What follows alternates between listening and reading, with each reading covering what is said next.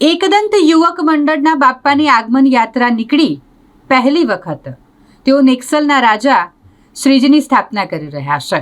શહેરના વાસના દિવાળીપુરા માર્ગ પરથી આગમન યાત્રા નીકળી અને જેમાં મોટી સંખ્યામાં લોકો જોડાયા હતા.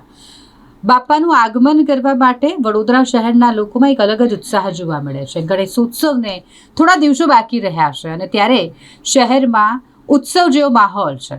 એક બાદ એક અલગ અલગ મંડળો, એવા મંડળો કે જે વર્ષોથી બાપ્પાની સ્થાપના કરે છે અને હવે એવા પણ મંડળો જોડાયા છે કે જે પહેલીવાર બાપ્પાની સ્થાપના કરવા જઈ રહ્યા છે. બાપ્પાની સ્થાપનાને લઈને બાપ્પાની પૂજા અર્ચના કરવા અને આ ગણેશોત્સવની ઉજવણી કરવા માટે વડોદરા શહેરના લોકો ખૂબ જ ઉત્સાહમાં છે. તેવામાં એકદંત યુવક મંડળના નેક્સલના રાજા શ્રીજીની આગમન યાત્રા પણ ઉત્સાહપૂર્વક નીકળી. એકદંત યુવક મંડળ દ્વારા આજે ગણેશ આગમનની યાત્રા યોજવામાં આવી છે, જે સાંઈબાબાના મંદિરથી નેક્સલ રેસિડેન્સી નીચ મંડપ સુધી બધા રમસ છે. ફર્સ્ટ ટાઈમ છે અમારું, આ પ્રથમ વર્ષ છે અમારું. અમારે નેક્સલ રેસિડેન્સીમાં જ છે, સૈયદ વાસના.